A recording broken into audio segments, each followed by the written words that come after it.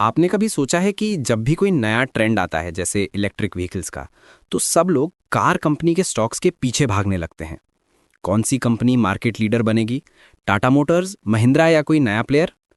इस रेस में सही विनर को चुनना बहुत मुश्किल हो सकता है और गलत बेट लगाने का रिस्क हमेशा रहता है। लेकिन क्या हो अगर मैं आपसे कहूं कि आपको इस रेस के विनर पर बेट लगाने की जरूरत ही नहीं है? एक तरीका है जिससे आप पूरे ट्रेंड पर, पूरी इंडस्ट्री पर बेट लगा सकते हैं, बिना किसी एक कंपनी के सक्सेस या फेलियर से बंधे हुए। इसी कॉन्सेप्ट को कहते हैं प्रॉक्सी इन्वेस्टिंग।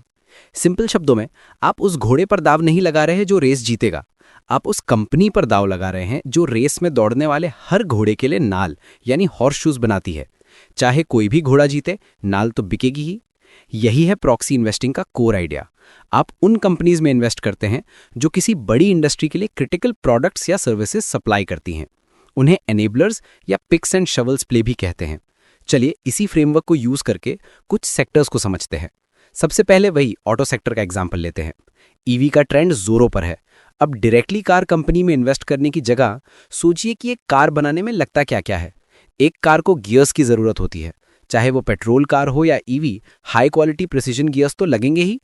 रैसल गियर टेक जैसी कंपनीज जो प्रीमियम बाइक्स और कार्स के लिए गियर्स बनाती हैं, एक अच्छा प्रॉक्सी हो सकती हैं। उनके क्लाइंट्स डोमेस्टिक और इंटरनेशनल दोनों हैं। तो कार कोई भी कंपनी बनाए, इनका बिजनेस चलता रहता है। फिर आती है फोर्जिंग। गाड़ी के इंजन और चैसी में बहुत सारे फोर्ज्ड कंपोनेंट्स लगते हैं।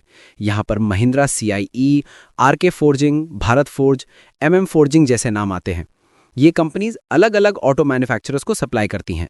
गाड़ियों की टोटल सेल्स बढ़ेगी तो इनका बिजनेस भी बढ़ेगा। आजकल गाड़ियों में टेक्नोलॉजी कितनी बढ़ गई है। डैशबोर्ड्स देखें, बड़े बड़े डिजिटल इंस्ट्रूमेंट क्लस्टर्स। प्रिकॉल जैसी कंपनीज यही बनाती हैं। तो जितनी ज्यादा टेक हैवी गाड़ियां बिकेंगी, उतना इनका काम बढ़ेगा। ईवीज में एक और चीज बहुत जरूरी है, हल्का वजन यानी लाइट वेटिंग। इसके लिए एल्यूमिनियम कास्टिंग इंपॉर्टेंट हो जाती है। एलिकॉन कैस्टलॉय और सुंदरम क्लेटन जैसी कंपनीज इस स्पेस में काम करती हैं। और एक बहुत ही इंटरेस्टिंग एग्जाम्पल है टायर्स। आप सोचेंगे टायर कंपनी में इन्वेस्ट कर ले, लेकिन इसका भी एक प्रॉक्सी है, राजरत्न ग्लोबल वायर्स। ये कंपनी टायर के अंदर लगने वाली बीड वायर बनाती है। ये क्रिटिकल कंपोनेंट है जिसके बिना टायर बन ही नहीं सकता, और ये मार्केट के 2-3 बड़े प्लेयर्स में से एक है ग्लोबली। तो चाहे MRF का टायर, बाइक का, अपोलो का या सीएट का, वायर तो लगेगा ही। इंटरेस्टिंग है ना? ये तो हुई ऑटो सेक्टर की बात। चलिए एक और ट्रेंड देखते हैं, पावर सेक्टर और ग्रीन एनर्जी। सबको पता है इंडिया में पावर की डिमांड बढ़ रही है। ग्रीन एनर्जी, सोलर, विंड, इस पर बहुत फोकस है। अब आप कौन सा पावर जनरेशन प्लांट सेलेक्ट करेंगे या कौन सी सोलर पैनल कंपनी? मुश्किल है। तो इसका प्रॉक्सी क्या है? सोचिए, हर पावर प्रोजेक्ट को, चाहे वो सोलर हो, विंड हो या ट्रेडिशनल, एक चीज तो चाहिए ही, केबल्स और वायर्स। पावर को जनरेट करने से लेकर आपके घर तक पहुंचाने के लिए। यहां पर KEI इंडस्ट्रीज, पॉलीकैब, अपार इंडस्ट्रीज जैसे प्लेयर्स आते हैं। पावर सेक्टर की ग्रोथ इनके लिए डायरेक्ट बेनिफिट है। ट्रांसफॉर्मर्स के बिना पावर ट्रांसमिशन पॉसिबल नहीं।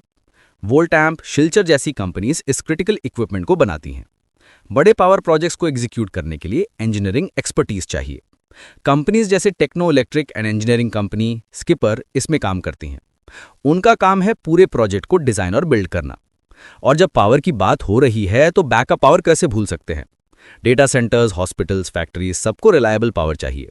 यहां पर कमिंस, किर्लोस्कर ऑयल इंजन जैसे जनरेटर मैन्युफैक्चरर्स एक प्रॉक्सी प्ले बन जाते हैं। एक और मेगा ट्रेंड है इंडिया में फाइनेंशियलाइजेशन। मतलब ज्यादातर लोग अब ट्रेडिशनल एसेट्स जैसे गोल्ड या प्रॉपर्टी से हटकर फाइनेंशियल एसेट्स जैसे स्टॉक्स और म्यूचुअल फंड्स में इन्वेस्ट कर रहे हैं। अब आप कौन सा स्टॉक या म्यूचुअल फंड चुनेंगे? इसकी जगह इस पूरे इकोसिस्टम के इनेबलर्स पर फोकस करते हैं। जब आप कोई स्टॉक खरीदते हैं तो वो डिजिटली आपके डीमैट अकाउंट में आता है। ये डीमैट अकाउंट्स मेंटेन कौन करता है? डिपॉजिटरीज। इंडिया में 2 हैं, जिसमें से CDSL लिस्टेड है। जितने ज्यादा डीमैट अकाउंट्स खुलेंगे, CDSL का बिजनेस उतना ही बढ़ेगा। आप स्टॉक्स खरीदते बेचते कहाँ हैं? स्टॉक एक्सचेंजेस पर। BSE एक लिस्टेड एक्सचेंज है। मार्केट में जितनी ज्यादा एक्टिविटी होगी, इनका फायदा होगा। फिर आती हैं क्रेडिट रेटिंग एजेंसीज जैसे क्रिसिल और आइक्रा। जब भी कोई कंपनी लोन लेने जाती है या बॉन्ड्स इश्यू करती है, उसको रेटिंग की जरूरत पड़ती है। इकोनॉमी ग्रो करेगी, कंपनीज पैसा उठाएंगी और इन एजेंसीज का काम बढ़ेगा।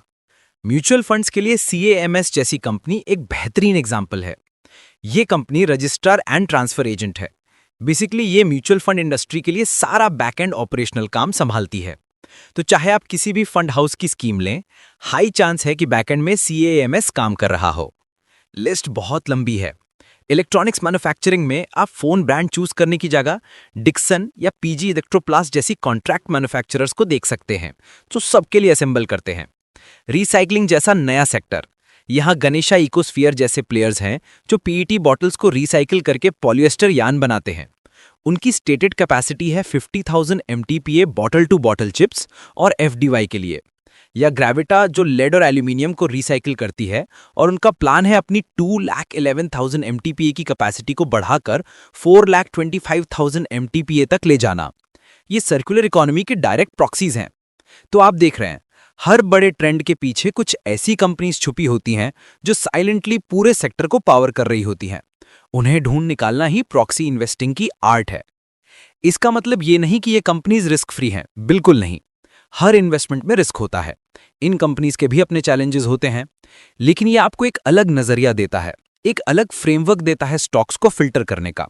ये आपको उस winner takes it all market की रेस से बचाता है और पूरे सेक्टर की ग्रोथ में हिस्सेदार बनाता है।